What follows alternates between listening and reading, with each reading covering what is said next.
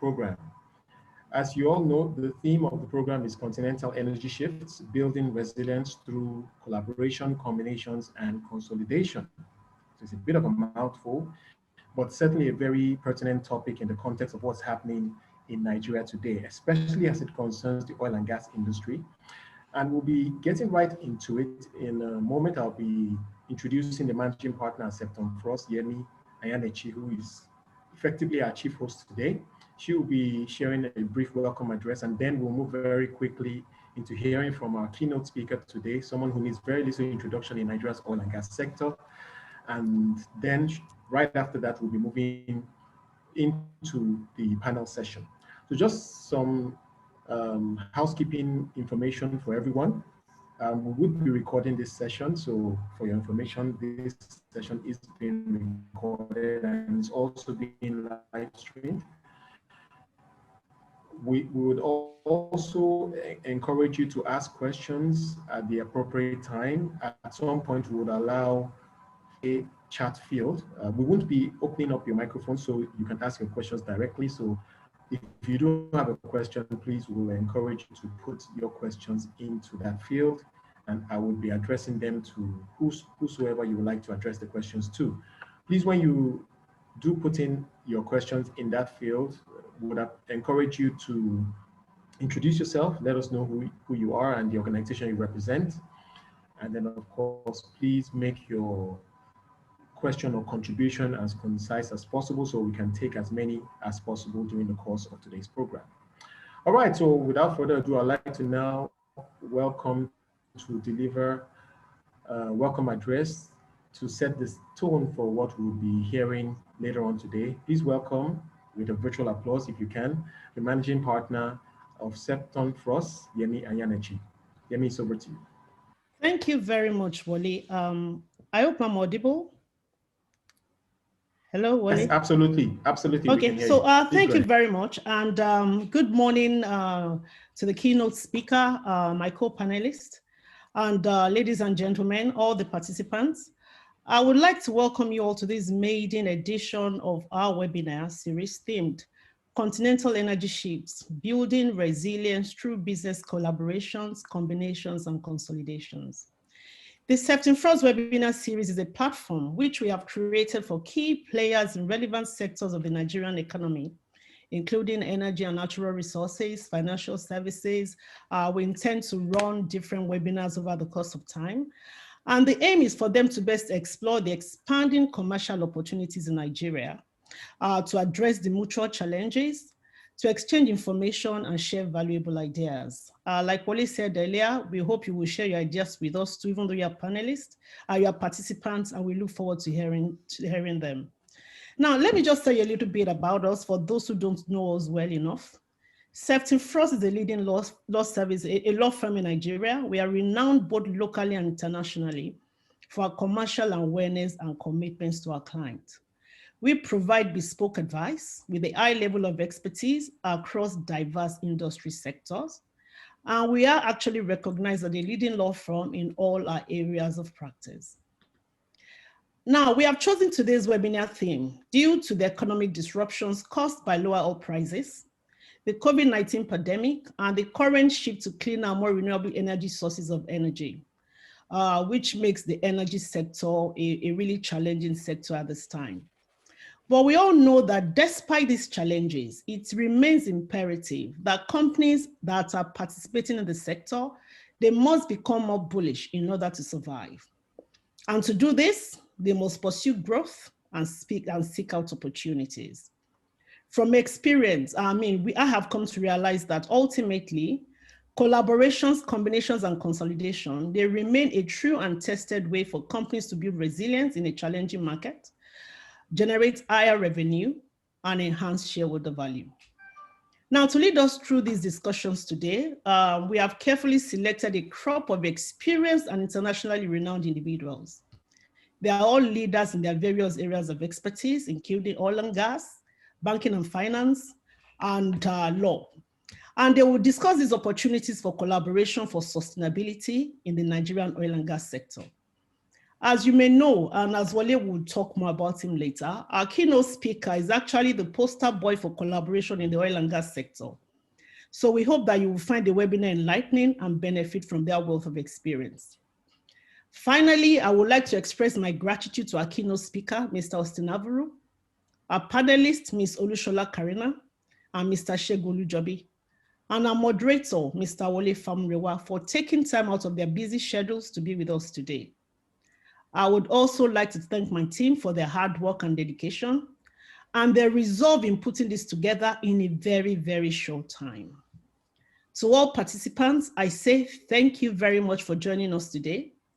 I do hope you take away a lot from this session, as well as share your ideas for sustainability in our world today. I also hope you will join us in subsequent editions. Enjoy the webinar, and thank you all. Thank you very much, Yemi. Very well said, short and sweet, but very relevant, really setting the tone for what should be a very interesting session today. All right, so we would like to make this very efficient. As you can see, we're moving very quickly. We're barely 10 minutes in, and we're about to get right into the meat of things. And as I did mention, I would be introducing our guest keynote speaker today, and then we'll move very quickly into the panel. He would also be participating in the panel session. And then I will open it up for us to take your questions, and pretty much after that, we're done. So give or take, we should be done by 11:30, and I will allow everyone to get back to work, which I'm sure is very important these days, given the challenges that we're facing with the pandemic. All right, so let me just quickly introduce him. I imagine many of you already know him, but Yemi mentioned him, described him as perhaps the poster boy in the oil and gas industry for collaboration. And I think that is indeed very apt, because at the heart of the business that he has managed for well over 10 years, Seplat, that really is an example of collaboration. So at the heart of it was a special purpose vehicle that was created to pick up a couple of assets that Nigeria's got, that several some institutions were selling at the time, and it has become clearly the example of what an indigenous oil and gas company can be. I would save a lengthy introduction, and I would just encourage you to please welcome the former managing director and CEO of Seplat, but indeed he's still a director of Seplat. And please welcome Mr. Austin Avuru as he delivers his keynote address this morning. Mr. Avuru, it's over to you. Thank you. Thank you very much. And thank you, everybody. It's my pleasure to spend this next 10 minutes just giving some perspective on the topic for discussion by the panel. So when we talk about continental energy shifts, the buzzword around the world is energy transition. And I always like to make the point that energy transition means different things for different regions of the world. In the advanced regions of the world, in Europe and the US, energy transition is moving from fossil fuels into fuels with very low carbon footprints, renewables, including even, so talk about renewables, whether it is wind, whether it is hydro, and solar, including even strengthening nuclear for those who already have those capabilities. And now those are also the regions that have the largest carbon footprint. So it's always important to state that Africa's contribution to the carbon footprint that we're quarreling about is just about 3%, really. So it is not necessarily today our core problem.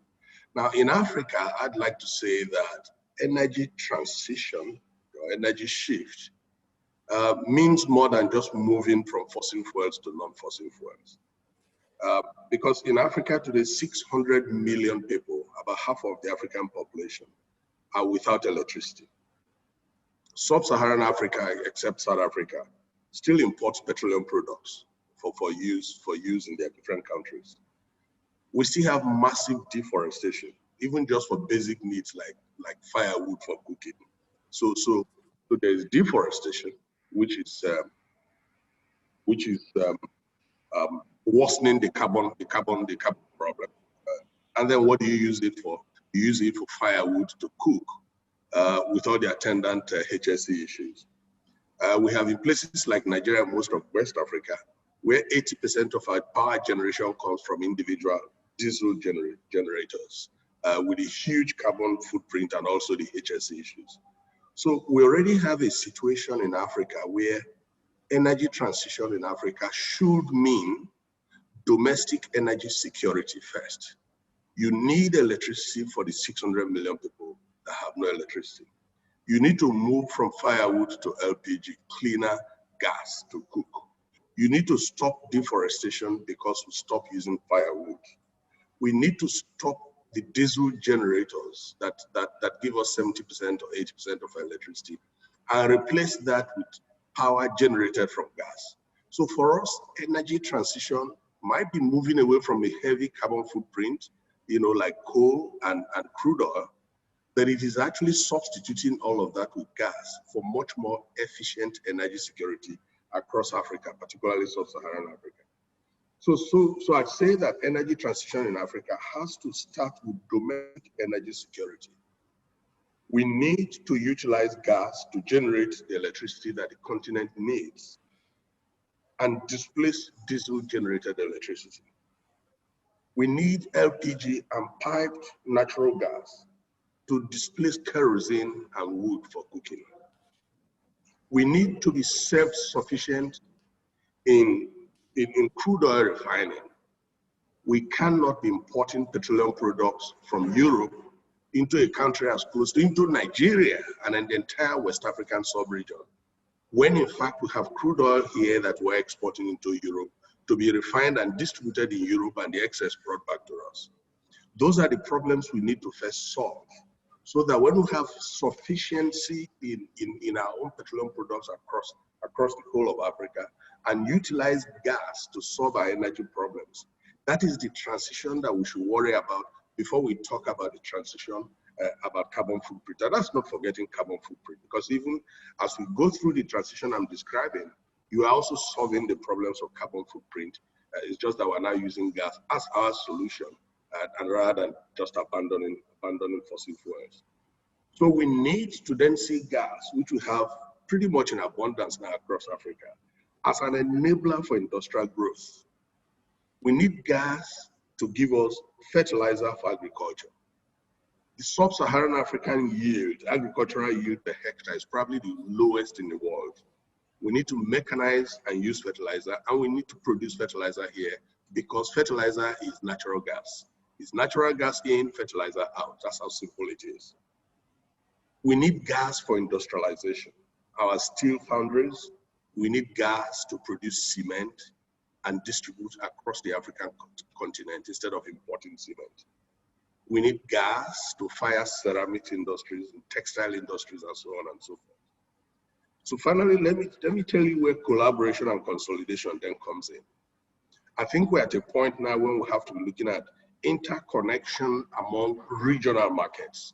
So for us here in Nigeria, we have to be looking at the West African sub-region as one market for all of the things that I have described. For instance, we have a gas pipeline that is supposed to convey gas from here across to Ghana.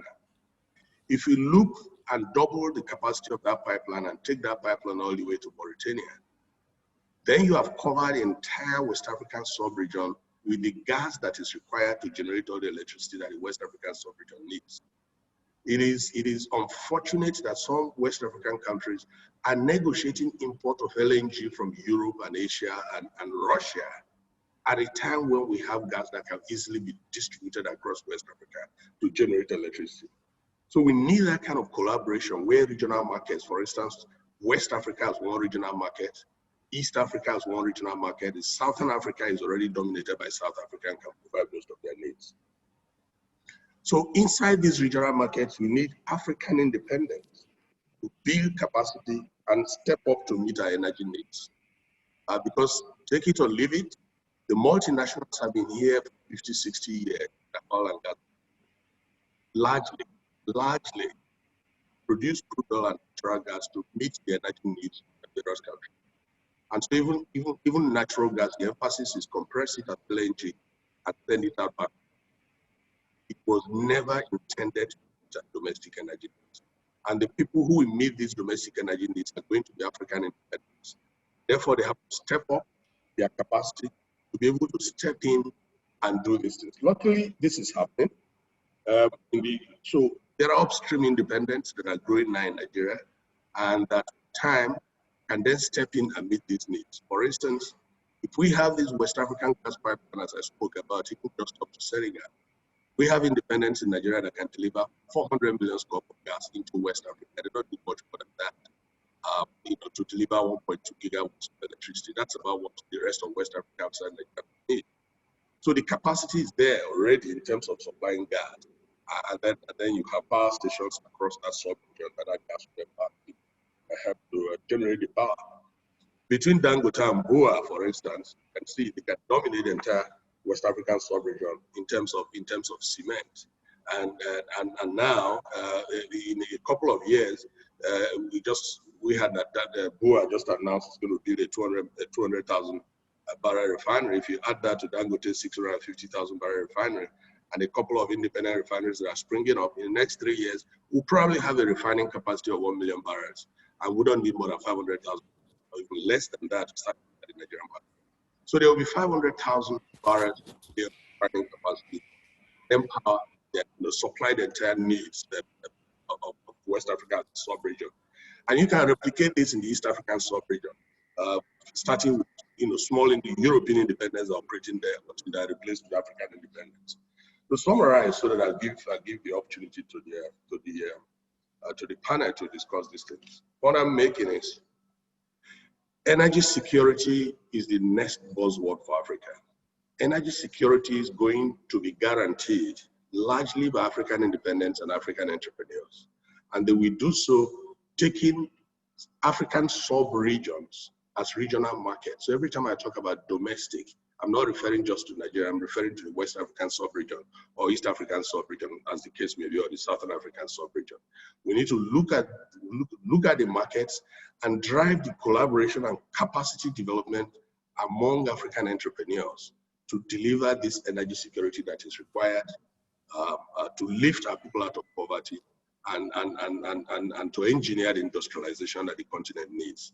So energy transition, what it means to Europe and the US and North America is slightly different from what it means to us. What it means to us is the transition to the massive utilization of gas to power our economy and generate electricity for our masses. Thank you.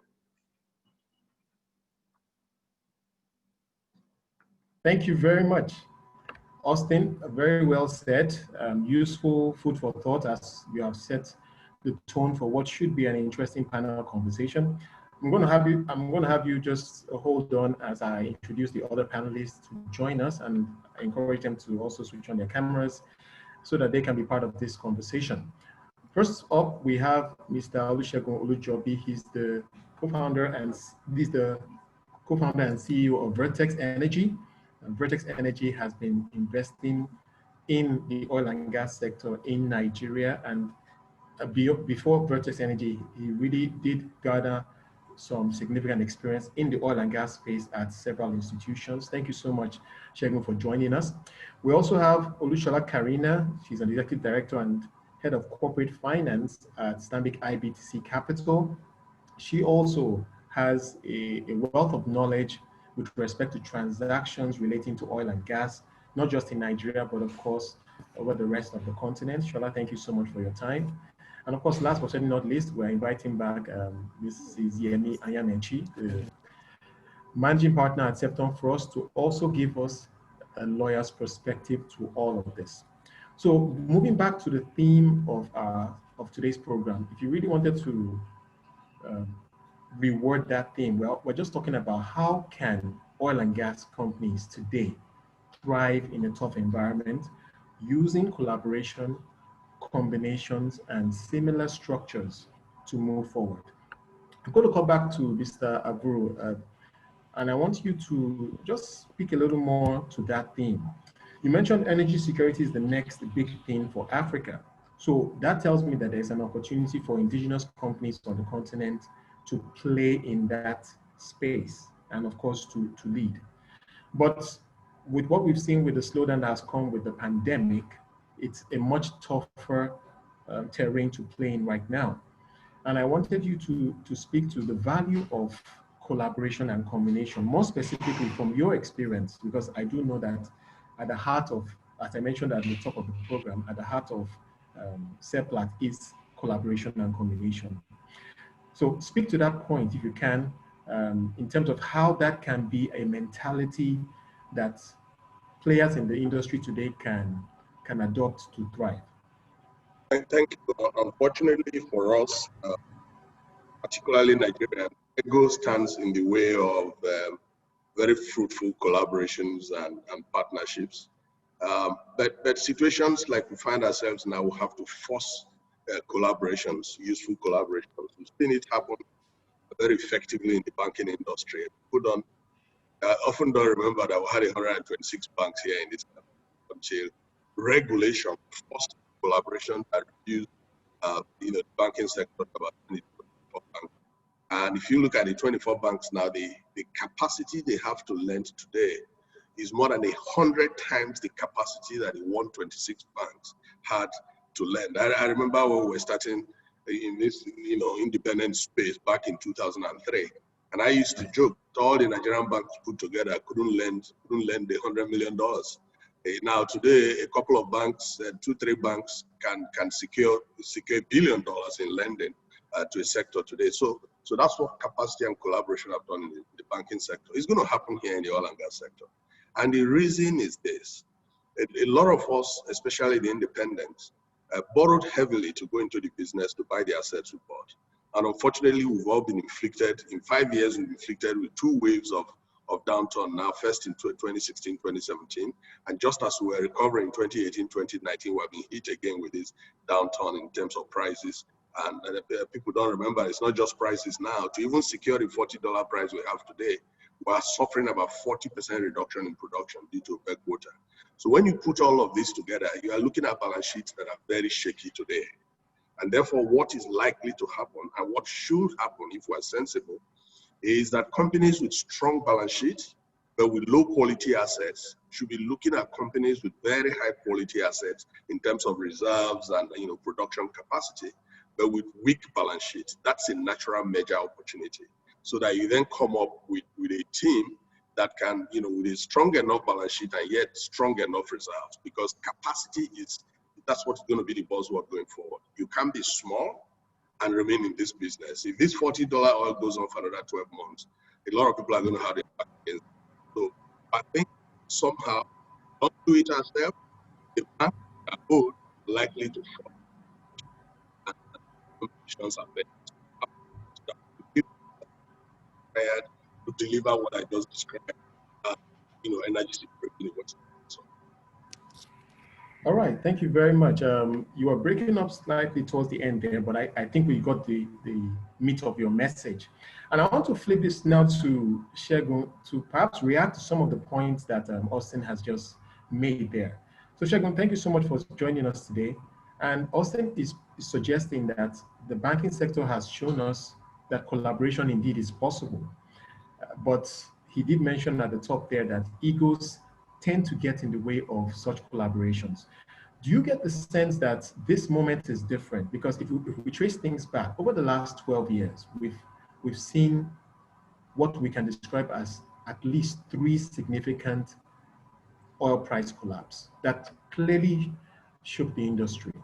Do you think that this collapse is one that certainly is going to drive that type of collaboration as an event that, just like we had with the banking consolidation that was regulator driven, or do you think that we could still maintain those egos and still go it alone for the most part?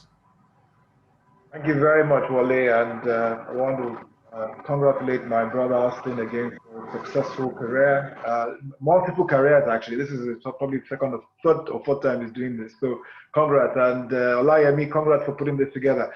I couldn't agree more with Austin about the need for collaboration. However, I think the pace will still be slower than we think it should be. For one reason, I think the banks have a big role to play here as well. I think the banks, for some reason, are keeping a lot of companies from making the right kind of decisions that they need to make. And I think it's because, I think bankers don't like to write off loans. And many of the assets, many of the companies that my brother is thinking about, many of them have negative equity.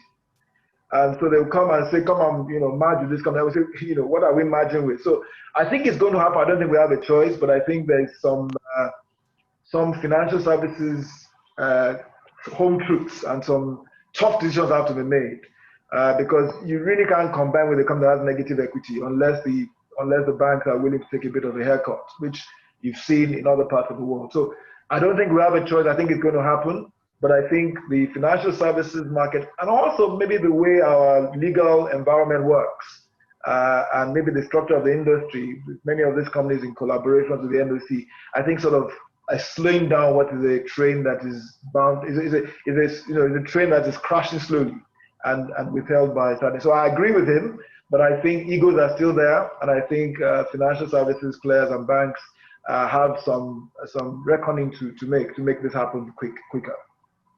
All right, so let's speak to a financial services professional now. So Sola, your perspective on this point before we get into other issues. And maybe you're already seeing signs of that, maybe in terms of transactions that you are working on, or basically the rhetoric that you're hearing from oil and gas players. Do you get the sense that there is a shift in the mentality that could lead to us seeing a lot more collaboration and consolidation?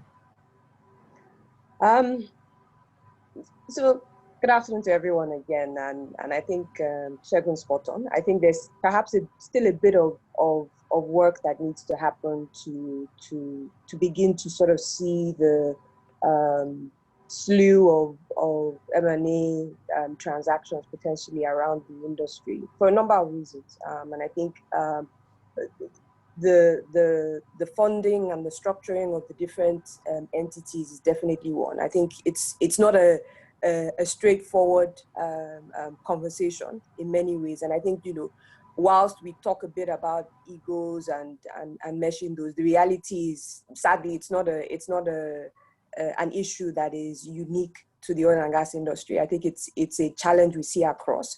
But like Mr. Avuru said, regulatory impetus, like a requirement for recapitalization, for instance, has been one that has driven one in the banking sector. Potentially is driving one to some extent in the insurance sector. And whilst we don't necessarily expect a similar type of thing in the oil and gas industry, the reality is that where you have extensive fragmentation in an industry, it's almost inevitable that there would come a point when that industry feels some sort of stress, be it regulatory driven or not. There will be some activity. I wouldn't say that we're seeing a slew of that potentially happening today. I think the sense is people are still trying to figure out what this new normal feels like and what options they have to get around it. I think there'll be winners and losers, a couple of entities that are well structured and would have access to capital. I think at the end of the day, the key challenge will be that access to capital. No matter how long we all try to hold out, there will come a point where the strained balance sheets that Mr. Avuru alluded to would reach a point of reckoning, and at that point there would need to be some activity.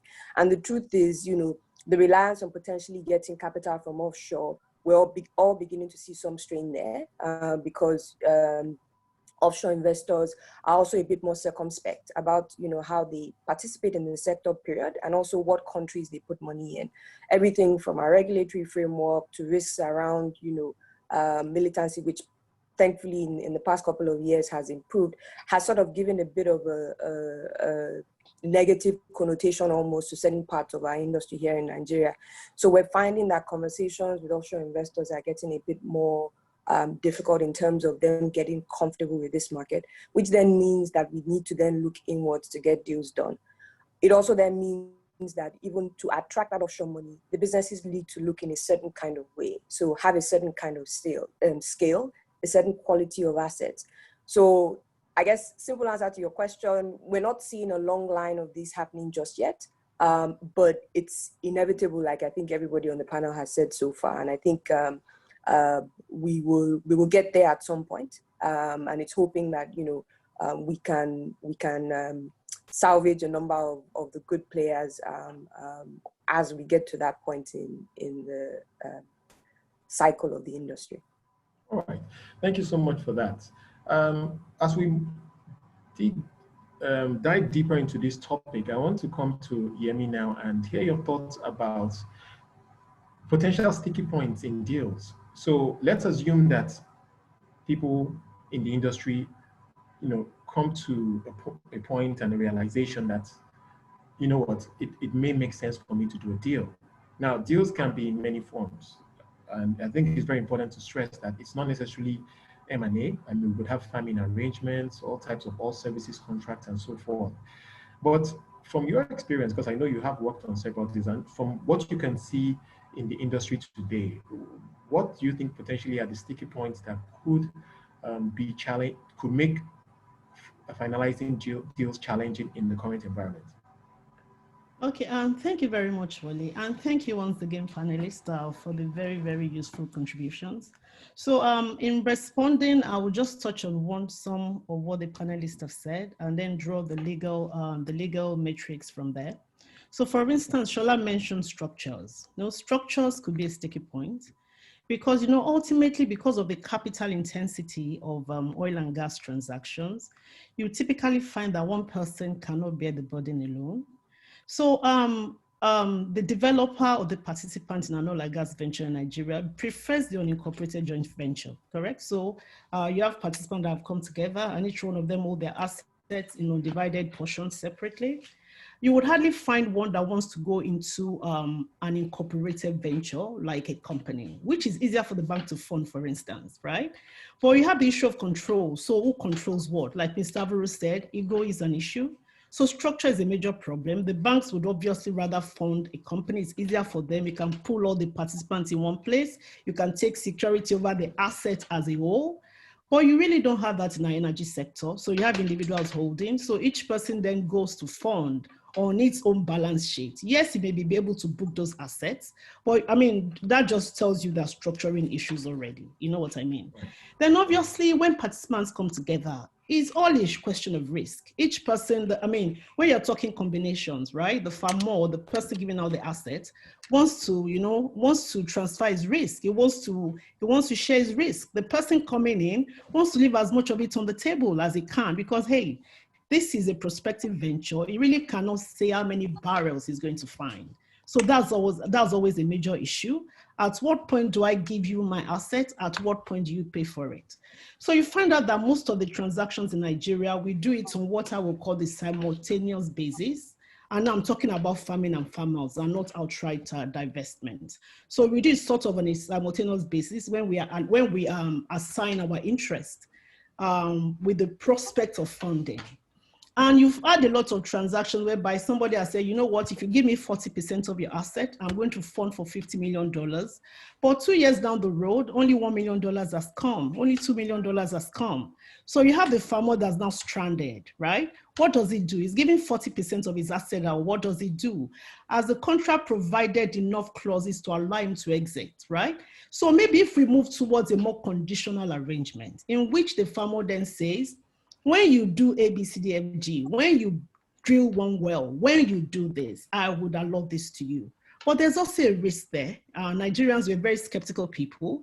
The farmer is thinking, oh, who says you will give me this when this happens? I would have spent my money. So you can see that there's a friction. There's a friction that we need to address because for most people that have assets, the major challenge for them is, when I give these assets out, because you see a lot of it in the industry actually, that somebody has brought in a farmer and the person hasn't been able to deliver and the farmer is stranded. How does he go about looking for more assets? Would the farmer take him to court? So that's a major issue. Another significant issue that we find are the carried costs. Okay, so Nigerians don't like giving things out. You see somebody says, okay, I want you to come and farm in, but I want to keep 70%. And it's difficult for them to understand that he who pays the piper has to dictate the tune. 70% of what? No, what I'm paying, you know, so that's the major issue.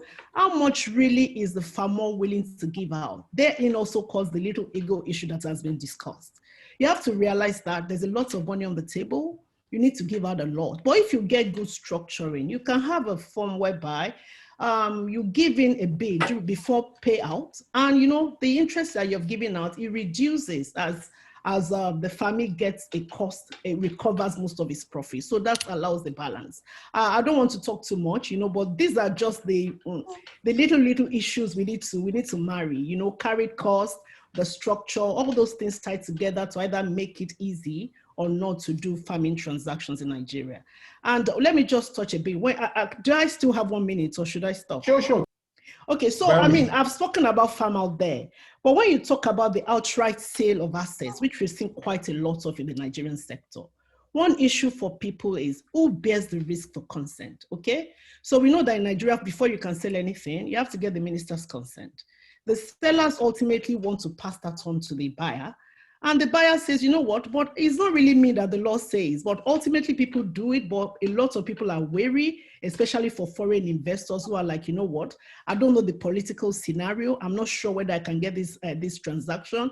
I would rather the owner of the asset, who is more on ground, who is more familiar with the structure, takes that risk. And of course, a lot of them want to leave a lot of risk out. So we're talking abandonment costs. The average seller would want to, if they have an abandonment fund, they typically don't want to pass that on. So they want to keep it and then leave it, you know, so we have all these issues. And I think if the industry comes together and they try to set rules and guidelines around these issues as they all, you know, as a body, it may actually help in getting transactions done. But until then, we'll have a lot of small players because these issues are quite huge and we need to find a way to overcome them. Excellent points. And I think you've given me, or should I say you've given our next speaker a lot to ponder about, because I'm coming to you now, Segun, because clearly you have been in some of these type of transactions. And Yemi has just spoken to potentially many sticky points, issues that can come up as you try to design many of these transactions. Now, it goes way beyond just typical M&A, outright purchase of equity in a business and so forth. We would have things like this, farming arrangements, service contracts and so forth. And from my interaction with players in the oil and gas industry, these are fairly common. Given what has happened over the last 6 months with the economic slowdown relating to the pandemic and so forth, I get the sense that these are the type of transactions that we may be hearing a lot more about moving forward. So my question to you is your thoughts on how the current environment could either support or impede those type of transactions. Thank you very much. I think, I mean, to characterize the current environment is an environment where capital is scarce. The banks, you know, as you know, the few ones that have money they've decided 3 or 4 clients they want to give it to. So we're in a very difficult environment.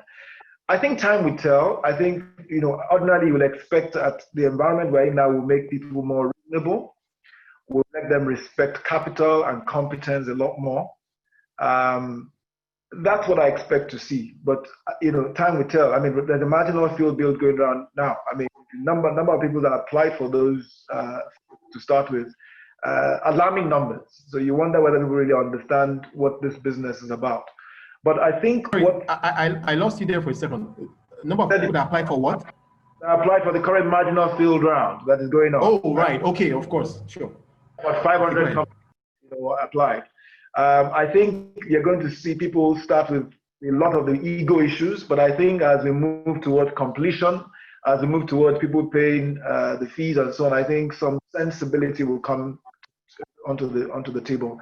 I think all the points here may have raised are, you know, these are the real issues, and the issues of ego that we've spoken about in there.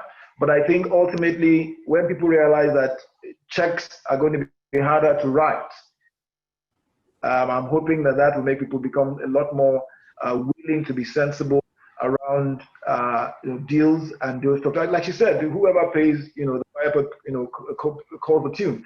We're going to see a lot more of that because we're in a much difficult environment for capital raising. I think also this now is a hope. I'm hoping that people are able to look back and see what is taking companies coming together.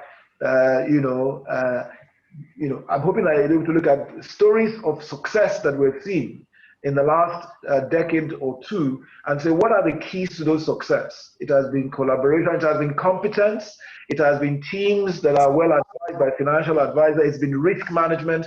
I'm hoping that people are able to look at that and say, well, this is what I want, but I can see that to be successful in this business, I need this kind of, I need to share, I need partners, I need people that can fund. So this is my hope, rather than what I'm sure is going to happen. So that's my right. Thank you very much. Useful insight. I see we're already having a couple of questions come in. Again, I want to direct our attendees to please, as much as possible, put your questions in the Q&A field as opposed to the chat field, because potentially it could get lost in there. Although I am also still checking the chat field, and I'll try and take some of those questions later on. All right, I want to go back to Austin. Austin, in 10 years, what we've seen with Seplat is that it has really established itself as an institution that was able to take assets and manage them efficiently, make the most of them. And you've now clearly established yourself as a very stable player in the oil and gas industry. Indeed, you are now the potential suitor for those who are willing to do deals in terms of M&A, and we've seen you already do such things. Would you say that the current environment, even though I know you're no longer CEO, but would you say that the current environment is opening certain type of transaction, is making certain type of transactions a little more appealing to you, as you potentially would like to deal with others in the industry today? Yeah. Let me some clarification, some more clarification. A few of the things that both Yemi and Shola and Segun right talk about, but a little bit tongue-in-cheek, because we have to be careful what we say. Segun talks about the banks have a major role to play. What is he really saying? Let me tell you in plain language what it is. If I owe you $500 million as a bank, and I'm defaulting, all the agreements, you have the levers to step in if I'm defaulting. But to establish that I'm defaulting means that you have to provision for that 500 million, which means to establish that I'm defaulting, for that year you have to provision and say, this portion that I think cannot be paid, I have to make provision for it. And it hits straight away their bottom line. And so they will rather, even if I make a nominal $2 million payment, they will rather in their books give the impression that the loan is performing so that they don't provision. And so in the process, they're actually helping to show up defaulters who ordinarily would have had their backs against the wall, but the banks are helping them to remain in business and remain healthy because they don't want to provision, not because they don't know that there's a problem there. And therefore, the gentleman carries on as if he doesn't have a problem. And therefore, he's not looking for any suitors. He thinks he can get on, especially in a judicial environment where we see such debtors can go on for 10 years, not paying, and you can't do anything. So that's really the hitting the nail on the head. Now, in terms of regulation, I tell you where this thing is getting to hit our economy as a whole. In the case of the banking sector, regulation is strong because of the basic, the basic premise is that I'm working with other people's money, and therefore that money has to be protected. In the oil and gas industry, we don't have that kind of regulation. No, but you can appoint your 15-year-old son as the MD of your CEO of your company, of your oil and gas company. You don't need anybody's approval. You can do just about anything and make money, especially if you can get your banks off your back. So regulation in terms of how we do this business is not strong. The only real regulator is the DPR. And what the DPR is concerned about is, are you paying your royalty? DPR doesn't even bother about tax. That's FIRS. That's the only lever that they have to be sure that they pay. Now, where I say it is hitting on our economy is, these things that we're describing, because they're not happening, we're seeing in some cases a high level of inefficiency. Because this whole thing boils down to Gross revenue minus royalty minus cost, and then you pay your tax. So if the cost is so high because we're inefficient, or we're not doing the right thing because we owe so much, after paying royalty and taking out costs, there's almost no tax to pay. If you go and ask the director of budget in a discussion, and he said, look, Austin, we have seen major drop in revenue from the oil and gas sector because of the inefficiencies we're now seeing, which we weren't bothering about with all the multinationals. So even though regulation is not strong, I think we're going to get to a point where people know that it's actually hitting the bottom line of the federation account, and therefore somebody is going to have to start to worry. Now, coming back specifically to what you say, in Seplat, we tried, I mean, like you said, right from the beginning, we did what Yemi was talking about. We set up a company that owned, you know, and then shareholders, and then we borrowed as Seplat instead of borrowing as Platform and Shiba, Morala, and Prom, and so on. So that's how we set up the vehicle from day one, and we're able to refinance our debt and carry on. But those are difficult things. Are the parties ready to submit to that kind of vehicle, and all you get is dividend where we make money? But even in an unincorporated joint venture, it's very easy to operate, provided you have an efficient operator that then, you know, once he operates, and then the revenues will go to the parties that make up the unincorporated joint venture. It's really, really simple to operate. But as Segun said, they have to be parties that submit to proper governance, that submit to efficient running, that submit to the principles of related party transactions being minimal, not parties that think you make the money by being the main contractor to the business, so you make the money up front, whether the EMP company makes money or not. Those are the real complications. So when we talk about ego, that's where the complications come in. Otherwise, right now, as we speak, I can tell you, you yourself, you can draw up a list of companies who have resources and they need partners with balance sheet. And on the other hand, companies that have the balance sheet and source of funding, that have the reputation to attract funding, but don't have the resources. So why are they not marrying when both parties are sweating and suffering? That's the real issue.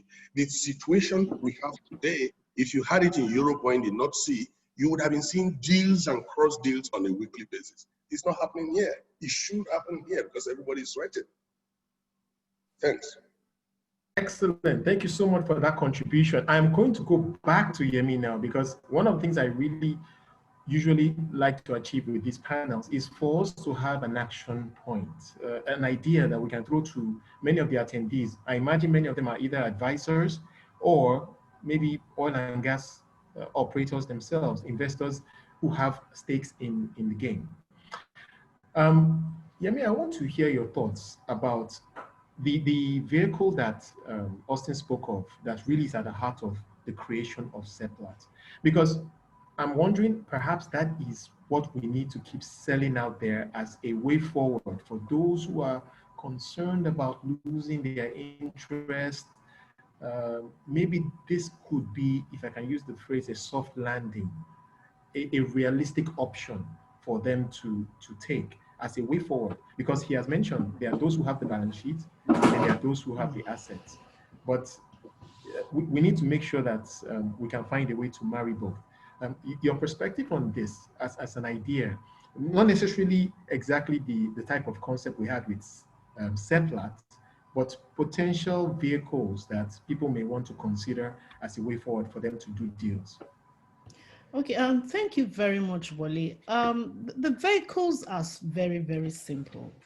And it's just based on the principle of asset ownership and simple separate legal personality. So Seplat was probably quite easy to fund for the banks. Like I said, the assets was owned by Seplat, right? So the banks had recourse to the asset. The banks, putting together security is very much simpler at that level. And the shareholders get only dividends. And because they've appointed a board, they can put corporate governance policies in place that makes it easier.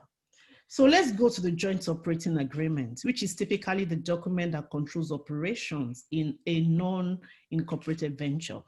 So the joint operating agreement will state how parties contribute their funds, they will normally have an operator, And, you know, the operator has quite a bit of power. You know what I mean? So parties need to recognize, and that's where regulation comes up. There's really no regulation that regulates the operator. The only thing that regulates the operator is that agreement that they have signed. DPR's role mainly is to make sure that parties are fulfilling their work program. So DPR role is more on the development end, not on the governance role. So, you know, parties need to find an operator that they can trust, because, you know, the operator can do a lot. Like Mr. Avuru said, the operator can decide to award a contract to his own sister companies. And you then find that, you know what, at a certain level, a lot of value is being extracted from the other parties. You know, so management, they have a committee that may govern management, but is a different arrangement than the company. Now, Nigerians prefer that also because it allows them to hold their assets to themselves. They pay their taxes by themselves. They can control what they do to their company, and they don't have people coming to take a piece of their company. So it flows with the Nigerian personality of I want to own my business. But the other structure is quite simpler. But if there were regulation in place that protected participants and joint venturers, maybe people will feel a bit much easier. I mean, Seplat is a different kind of company, and that's why they have grown so far. You know, they have corporate governance rules in place. Maybe like this, I've never thought of that before, really. How well can we regulate the petroleum industry? We have the PIB.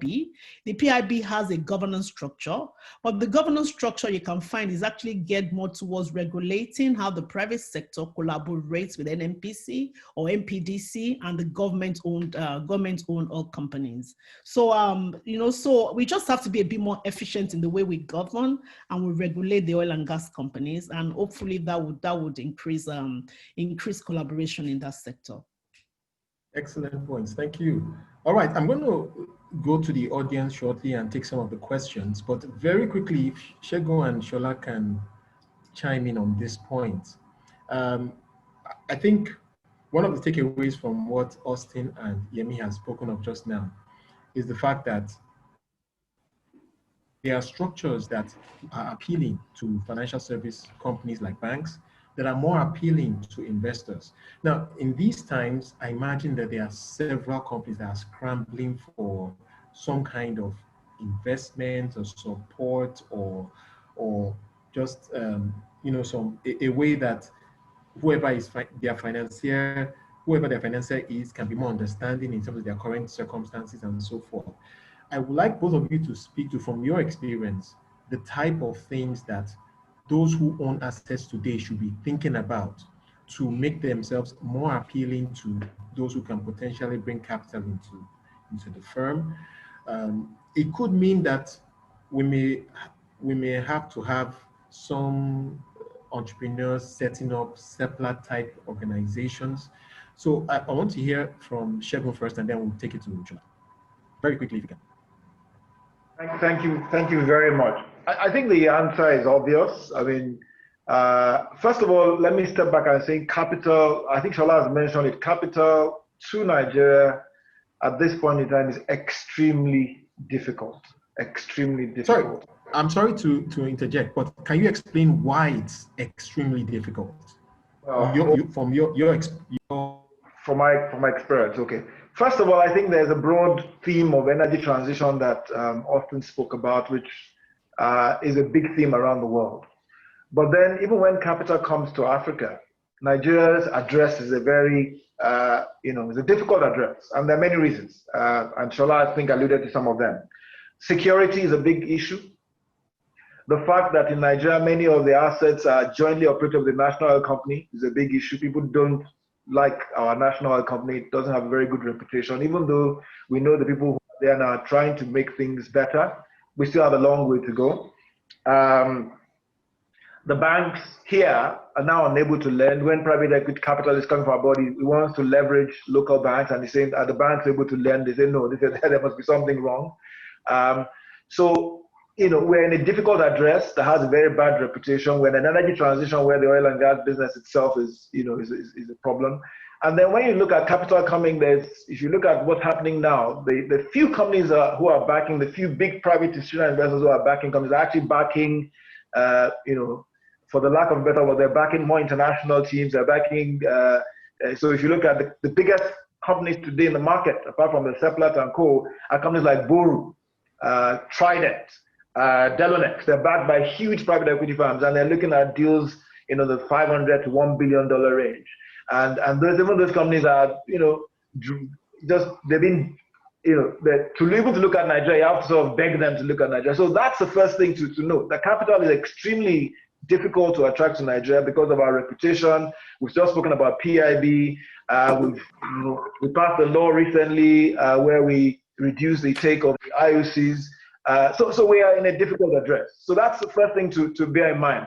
So in that kind of environment, the little capital available is looking for the highest possible levels of governance, is looking for highest level of integrity, is looking for track record, is looking for an experienced team.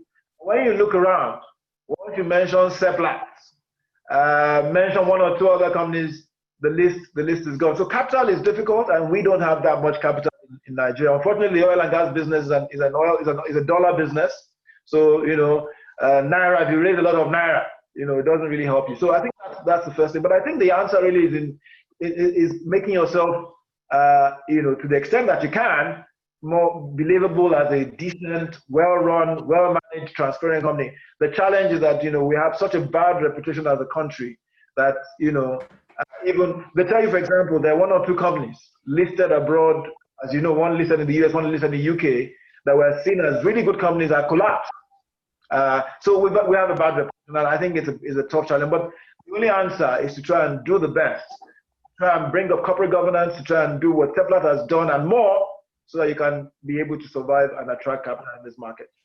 So Shola, right, thank you very much. Shola, if you can quickly chime in on the same point. Indeed, I think I echo everything that Segun's said, but I think, perhaps similar to that, and maybe adding a bit more color, I think there's the element of efficiency. I think this reality that we're all living in has pushed many people to look again at their, operating structure, their expenses, deciding which capex expenditure buckets are nice to have and which are probably best to postpone. But effectively sort of looking at the entire, and even having conversations with service providers to renegotiate contracts. And it's then sort of coming up with a more efficient, better operating structure. And I think that combined with a compelling value proposition, because at the end of the day, like Segun said, I think an excellent team and a clear equity story that delivers the right return to investors. Because it's not just to say, okay, I have this excellent asset that can generate this. The real question is what kind of cash flows are coming out of this business over the next couple of years, and what does that mean in terms of value at the end of the day. And I think that is one area where there perhaps needs to be a bit more thought, because I think the industry has been used to a lot of capital coming its way, and now everybody's having to have that long, hard look and in the mirror to say, okay, what is my value proposition and what can I really sell to investors? How am I, growing my reserves? How close am I to increasing my production numbers? And if I do get this capital, can I guarantee or assure my investors that they would see a return that is reasonable in decent time? And I think that hard look at your equity story and the value proposition is one that many companies are going to have to spend a lot of time articulating to be able to get access to the capital that they need to grow. All right, thank you very much. Okay, as we begin to wind things down, clearly we have to go to the audience. So I'm going to try and run through a couple of questions that have come through. I'll start with the one from Alicia Botha.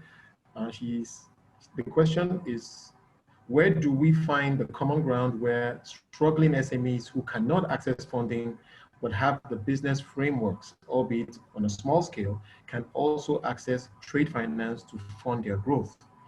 This is a real problem for our sub-Saharan clients, made worse by COVID, of course, because conversely, established financial institutions require a secure documentation process for KYC.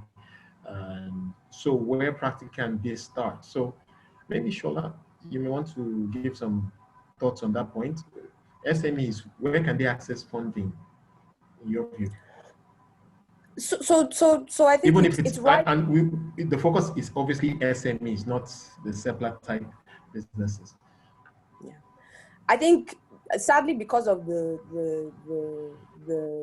source of funding and the funding structure of banks, I think there's always been this complaint or clamor that there's not enough that goes the way of SMEs, and it's banks getting comfortable with the risk structure. And I think we've talked about legal frameworks in Nigeria and ability of institutions to be able to make good on agreements that have been signed or recover monies at the end of the day. And as everybody said, and Yemi mentioned, we are holding on to people's monies, and so we have to be responsible.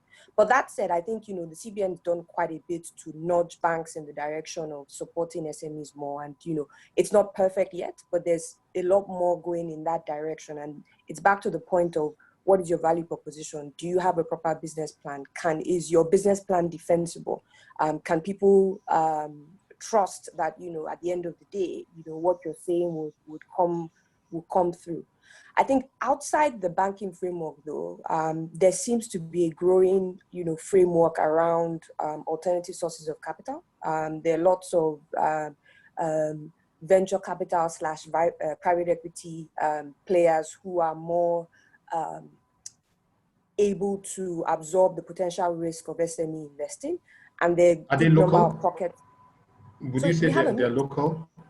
There is a good mix. So there are a number of local firms, but outside the local firms, there are lots of international firms that are also looking in. Now, to be honest, there's a bias obviously to the technology space, but outside technology, I think it's identifying and being able to make that clear case. And I think for me, if you do have a strong value proposition, there are ways to build that out and grow. And it's also being creative. Do you initially maybe raise money from a small pool of investors and then start going after institutional money once you reach a certain scale?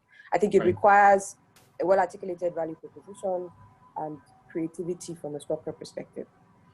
Okay, I want to stay with you, Shola, because another question has come through for you. But I just wanted to, by the way, Alicia appreciates your optimistic and realistic response. But Najim echoed your point, Segun, that Nigeria is indeed a very difficult address, in quotes.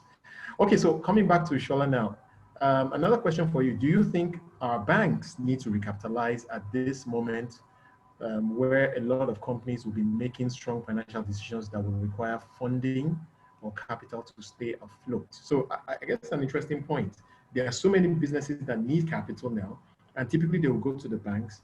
Do you think the banks need to show up their capital so they can provide to potentially to those that need it?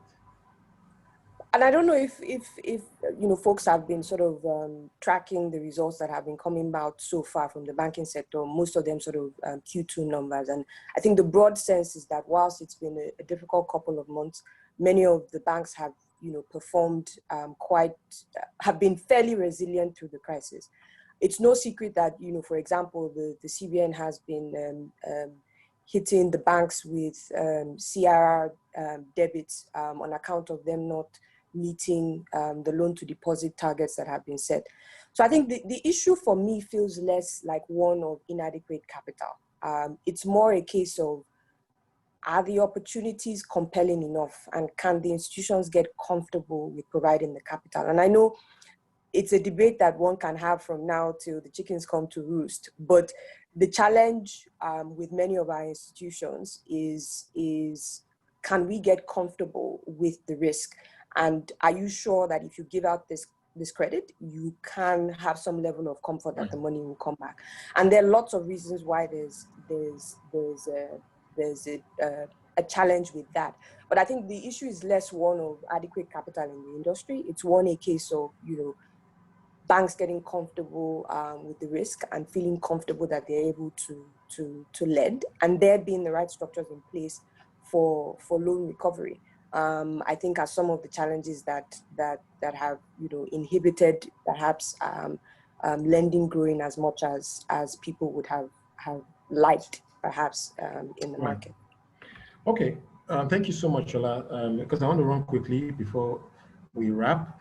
Another question from an anonymous attendee, and this person is saying, the panelists have outlined how regulation and capital has greatly limited the oil and gas industry. However, can they indicate the potential and crucial issues that companies interested in alternate energy should be wary of, and how they can solve them through collaboration? So a big focus on alternative energy here. I was wondering, Segun, do you want to chime in on that point? Well, I think whether it's alternative energy or not so alternative energy, I think the basic principles of running a good business, of having strong governance, or having a clear business plan that shows how you're going to make money, stewardship. I think those are the key issues. Regulation is a big challenge, and to be honest, I don't think I'm not sure I'm praying for the day that the oil industry will regulate the way banks are regulated. I think we'll get there ourselves someday. It will take a long time. I think the regulation on the alternative energy space, which we are actually looking at as well, because an energy business is coming up with being able to make money, being able to make the returns. So I think on the governance side, the issues are the same. On the business side, I think what alternative renewable space needs to do to be able to crack through science, through technology, through regulation, business and create business that actually return money to investors. I think there's a lot of money pouring into renewables. I think the returns are going to be challenging for a while. I honestly don't see there's a big difference between whether it's renewable or not. In terms of governance, I think it's going to be the same. I don't think you're going to regulate energy business the same way you're regulating the banks. Okay, thank you very much for that. John Nejo has a question here, and I think I'll pose this to Yemi. He's observing that I think the conversation has not addressed the ministerial approval of any purchase or sale of energy assets. Delays can make or mar such transactions. ConocoPhillips asset purchased by Owando on my mind. So, Yemi, do you want to speak to that as a real challenge for those who would like to do deals? Well, I think that is a major issue. It's the big elephant in the room. And I was on a transaction which Austin Avuru was always also on, and we knew how much that ministerial consent can be an issue. But I think, I've had people ask me, can the minister refuse consent? And I say, well, no, not arbitrarily, because in the exercise of an administrative power, the regulator or the administrative agent must ensure that he exercises that power judiciously and in the interest of the public. As we saw from the ConocoPhillips, consent was eventually granted. So it's not an arbitrary power that the minister can wield at her pleasure. She must have reasons for wielding that, and it must be in accordance with the law or follow the path of the law. So it may eventually be delayed, but I would imagine that if you've ticked all the buttons, if everything is all right, you would ultimately get your consent. However, what I would advise in doing such transaction is there are several structures you can put in place to help you go through that. There are several contractual instruments. The trust is one of them. I do remember that the last version of the PIB that I saw attempted to address the issue of a trust. And my comment on that from the legal perspective is you can't do that, because you know what? The way the structure is structured, there's really there has been the legal transfer, right? And the beneficial interest remains separate. So there are some things that regulation cannot really tamper with. That was the intention, to say if you have a trust, you also require ministerial consent, and you must get the consent of the minister, which from the legal perspective, it just falls flat on its face. And I was then of the view that if you make a law that becomes unenforceable, then you've just made a dead law, you might as well not make it. So my advice to people doing transactions is to put in contractual relationships that say, you know what, while this is being delayed, we can continue to do this on this basis. But the challenge I see with that, because of the intense capital required, the buyer may not want to take that, may not want to say, okay, you know what, how long will this be in place for? But in all honesty, I think structurally, contractually, there are things that you can do to mitigate that wait while you wait. The question is whether feel comfortable enough to go ahead or not. But the comfortable thing, where to take comfort is that power is not arbitrary. That power cannot be exercised except judiciously. And were the minister to withhold consent for no judicious reason, you could actually potentially challenge that. And I think, you know what, the law being equal, you should win. So there's hope with that. Well, thank you. Thank you very much for that legal perspective. Olu, all right. Olu, I was just going to, I don't know, sorry, I was cut off about a minute. But yes, go ahead. Say a word about this issue of Jim said the elephant in the room. I'll tell you our personal experience. We did a transaction 6 years ago and didn't get a consent. 10% deposit we paid, $45.3 million, still being held by the seller. Just to tell you how serious this can get, okay? Unfortunately, you do a transaction, you think that government that grants the consent should be a facilitator of transactions like this. You think they tick boxes that show that this transaction is for the economy, and in fact, they should tick those boxes before you even execute sales and purchase agreement. But you go through the whole process, and as the person who raised the issue, in the case of Oando, it took 1.5 years, more for political reasons than anything else. Fortunately for Oando, they were dealing with an American company, so throughout that period, the revenues due to them was kept for them. So when they finally did the transaction, they really didn't lose anything. If you are dealing with the shells of this world, until you get the approval, all revenues coming from production during that period will go to Shell. So first of all, you lose all of the revenue during that period. And if you eventually do not close, your 10% deposit is lost. It's as serious as that. Right now, actually, for any divestment transaction, the biggest problem really is consent. And honestly, shouldn't be that way. Shouldn't be that way. That's where we are in this country. Well, thank you very much for giving us a live case of the impact. I mean, you have been hit by it clearly. And so I guess there is a middle ground between pushing your case, but the reality is that at the end of the day, as you mentioned, some of these things could potentially get political. All right, I want to quickly round up with maybe a few more questions because I want us to stay on track with our closing time here. Kofoma Jekodumi, I think, has put in quite a few points here.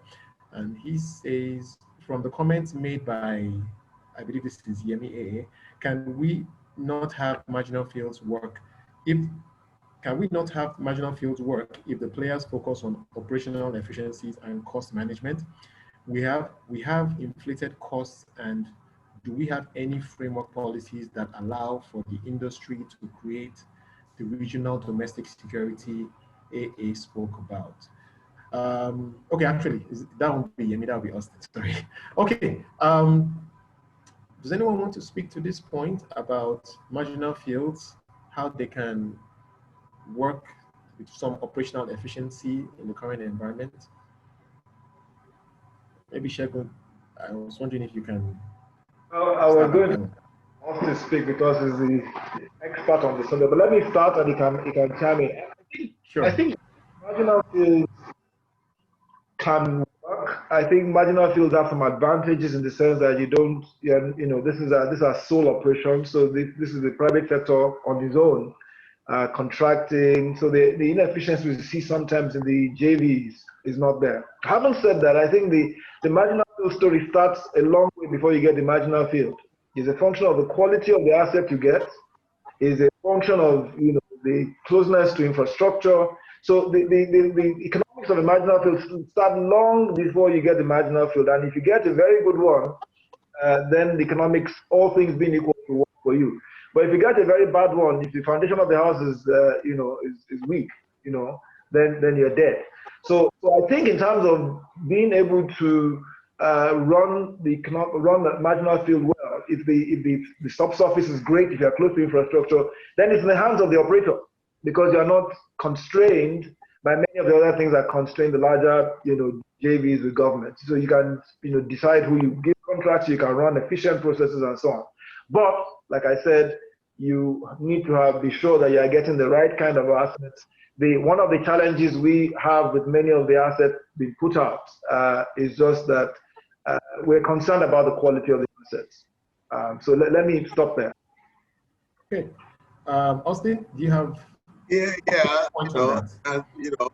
Two things, especially about this particular round, is a competitive process, unlike what we saw in 2003, where DPR and their team used their judgment to decide who they thought had the competence to run those fields, and they gave the fields to them on the blanket $150,000 signature bonus.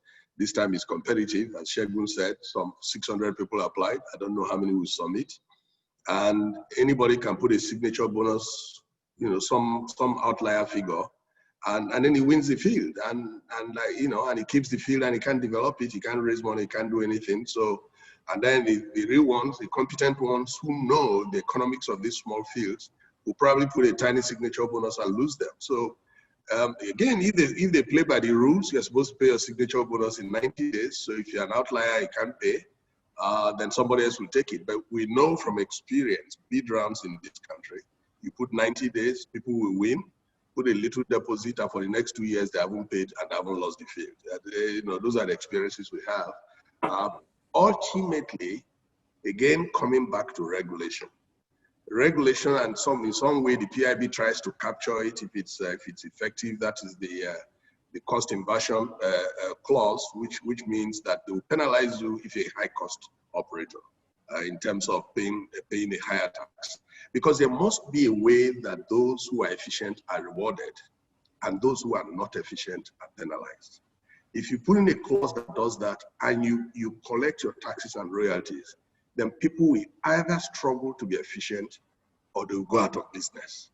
And if this scenario is created in such a way that if you're not efficient, you go out of business, then all the governance issues, all the related party issues we're talking about would have been solved. Because if you choose to go the way of poor governance and RPTs, then you wouldn't do well. Your taxes will be so much that you won't have money left. And then you go out of business, and those who can do the business will pick them.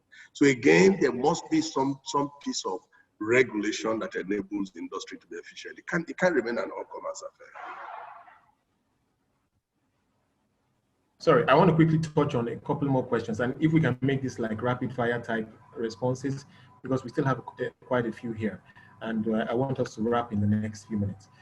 Okay, so the first one is from Uzochi Duru. Currently in Nigeria, are there renewable energy diversification plans and sensitization in the existing energy oil companies? Renewable energy is the future, and initiatives exist for budding creative minds like myself. All right, so he's selling himself clearly there. All right, so I think, Segun, maybe you can start at this as well, because I imagine this is going to be a conversation in the short to medium term. There's going to be more and more calls for sustainable practices to be brought into the traditional oil and gas industry. And renewables is certainly one that we anticipate more and more oil and gas companies will be migrating towards. So your thoughts on this one? Well, I think I'd like to start by just reminding the speaker, the audience and the person who asked question about the way Austin framed our own energy transition question. But having said that, I think the answer is that yes, we as a company are looking at renewables, but the challenge today is that we're not able to find, we have not found, and we're willing to have people talk to us, those renewable energy ideas that will from the same sort of capital and returns that we're able to see, as difficult and as challenging as the E&P space is. So we are open to discussions. We are looking and doing our research ourselves, and we'll continue to look for that. But our investors expect a certain kind of return. We are backed by private equity. The returns targets are high. Today, the renewables struggle in this part of the world to do this kind of returns. But we're always looking. Thank you. Another quick question from Samsia Sadiq Mohammed. Thank you all. Can any one of you speak on the possibility of Nigeria standing independent of OPEC in terms of control of crude production and price rates? This will be a brave decision. What are the chances though? I wonder if we can just get a quick answer to that. Well, my quick answer is this debate has been here for years. And my quick answer is countries and people make most. are the countries that are so dependent on revenue from oil and gas. That's what your economy solely depends on. You need OPEC more than OPEC needs you to stabilize prices. It's as simple as production times price is your revenue. Price drops to $10, even if you double your production, that's how much revenue you're getting. If there's anybody who needs a platform to try and fight for good prices for your commodity, it is that country who depends solely on oil revenue. Nigeria needs OPEC more than OPEC needs Nigeria. Right, thank you for that. Ambrose Orogun says, we know that Nigeria is a very difficult address, but how can the private sector change the story without necessarily depending on the government? So I guess that is always, we get this type of questions quite often because it goes without saying that many have been disappointed with how well the government has managed many things. So is there anything the private sector can do differently to make Nigeria a more attractive address? Any thoughts from any of our panelists? Perhaps I could give a few thoughts. I think it all comes down to governance. Shola, yes. Please. Yeah, it all comes down to governance to a large extent. And, the issue at the end of the day is, can people trust that people will do what they say they would? And what it says on a piece of paper, is that really what it is under the hood when you open the door? And I think it's people being more conscious of governance, even in small institutions, even in private companies, and there are frameworks that are out there that people can adopt in terms of how they structure their businesses and how they run them. And I think if there's a lot more comfort around governance, and there's that culture that begins to develop, irrespective of what regulation necessarily says, you begin to see some changes. But oftentimes we find that regulation is the big impetus for governance changes. But the big question is, if as a group, the private sector is able to gradually begin to adopt those, then I think people's impressions and views of the industry and the companies that operate in there begin to change. Right. Now, but can I also add to that, please? Okay. I think the issue also, just to talk, right on what Shola said, we probably need better judicial sector, better judicial systems, because there are countries where their sector is not regulated, but people can contract and their contracts are enforceable. I think as a lawyer, my concern is, people cannot even rely on their contracts. You are not sure that, if you have a matter and you go to court, you can get justice in a year, 2 or 10.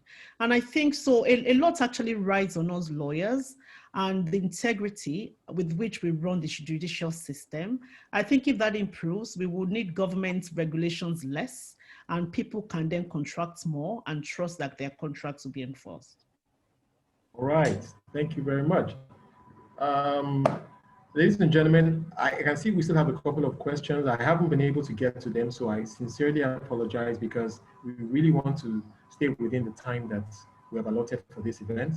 And so on that note, I want to say a big thank you to all our panelists, and of course to the audience for participating thus far. I see we have well over 140 people still with us. So thank you so much. As we begin